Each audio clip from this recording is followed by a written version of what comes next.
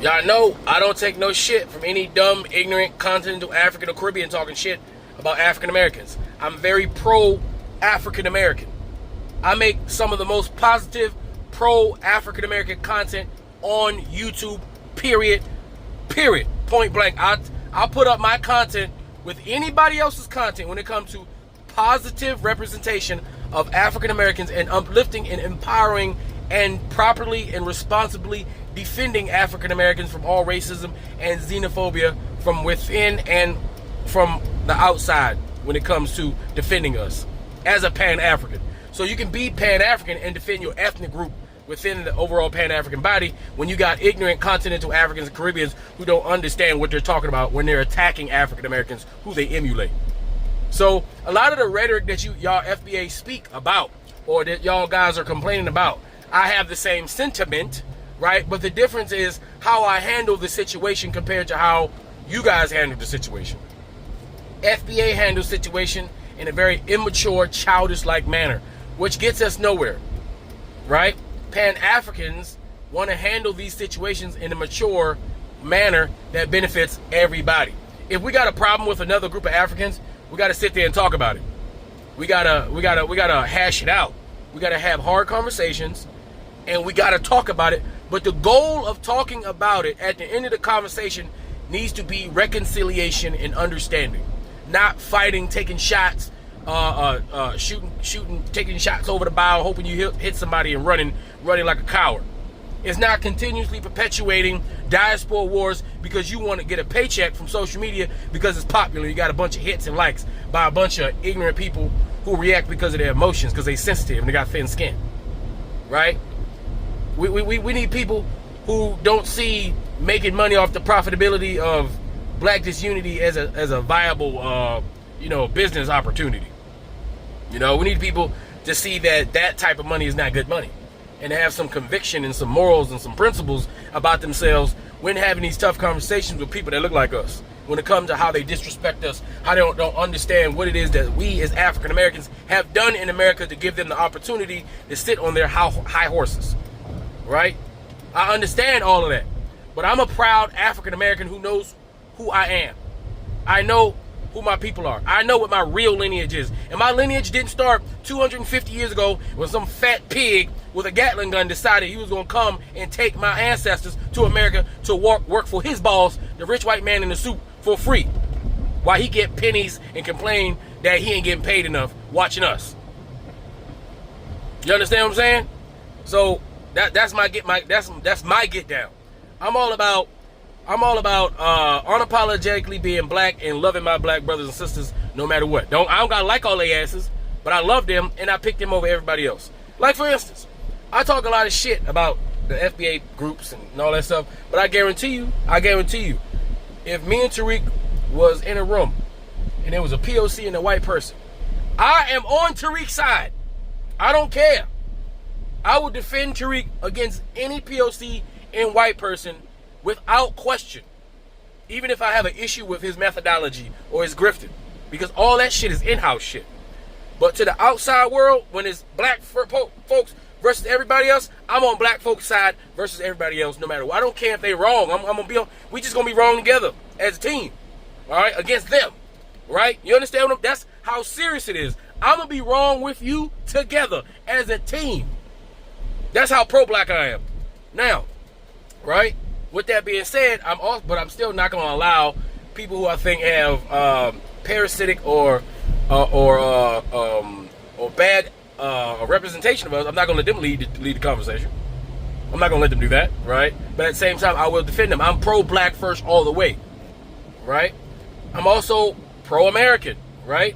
So after being pro-black, I'm pro-American, meaning if you are an American, I got your back over everybody else. First black, then American. Now, when I mean black, I mean all black, meaning all Africans, all Afro-Arabs, all Afro-Latinos versus everybody else. It's black over everybody else. It's black over nationality. It's black over politics. It's black over everything. You understand? That's what I mean. Black over everything. I take the gay black people over all the other gay people. I take the goddamn gay transgender dude or woman or shim or whatever their pronouns are over the one that's not black. I'm black anything. I tag the black criminal over the white criminal. Okay? Like, just like that. So, you know, so that's pro-blackness. But at the same time, within the pro-blacknesses, and within pro-blackness, we got ideologies and we got battles of ideas of what it is we're supposed to do and how we're supposed to be and how we're supposed to be represented. And I don't believe FBA, the term FBA, represents us very well because of the way and the rhetoric at which the members of this lineage-based group, okay, conducts themselves online. Just like that. So I see y'all FBA in my comment. I'm telling you, I be hurting y'all feelings because y'all be in my comment section kumbaya with me. If I don't talk shit about FBA every now and then, if I don't talk shit about Tariq Nasheed every now and then, you guys get confused and think that we're on the same side when it comes to everything. That's why every now and then I gotta keep this. Even though, you know, I gotta keep throwing the fact that I gotta keep disrespecting the FBA. I gotta keep doing it. I have to do it, even though it be videos where it's like, yeah, African Americans, kumbaya, black, and here I go throwing that damn, oh yeah, FBA. And then y'all FBA be in the comments say, damn, I was with you before you said FBA. What did you call yourself before FBA became a thing in your social media circles?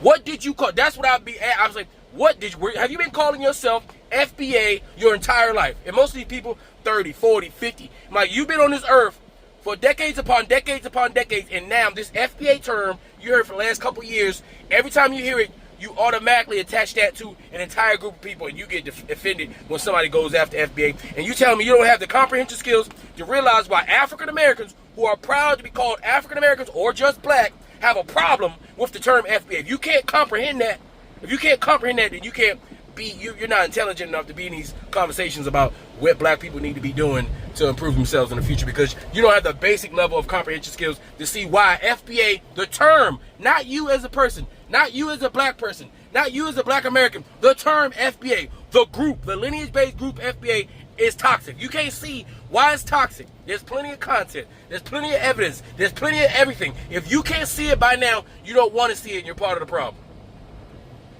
If you rather be guilty by association with a white supremacist-sponsored, black, xenophobic, hateful, white nationalist group, then you go right ahead and remain ignorant. Keep calling yourself FBA and keep getting yourself offended every single time in my videos when I'm defending African Americans from POCs and white people that mean to do us harm and disrespect us, that I always find time to throw that word FBA to make sure that it's understood that you guys are not a part of this black power, black boycott movement.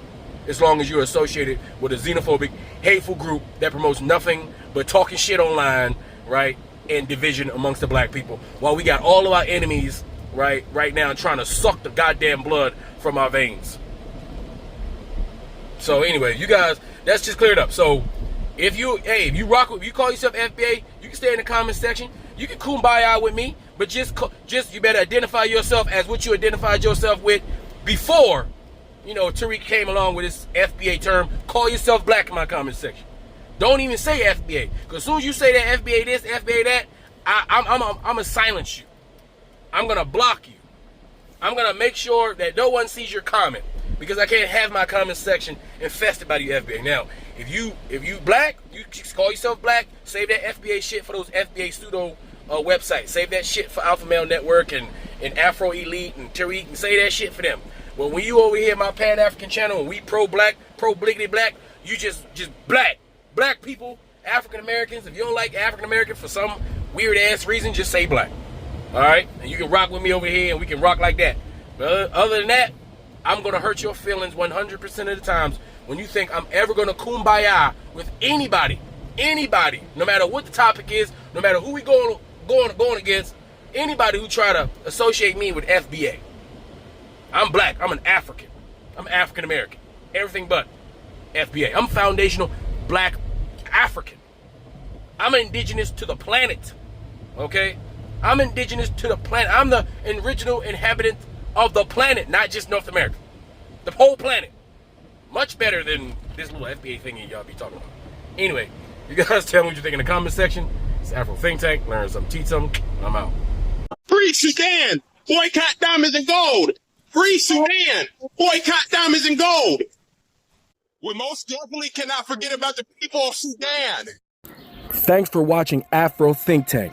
Don't forget to like, share, and subscribe. And follow me on Substack and Patreon for more content. Remember, it's Pan-Africanism or nothing.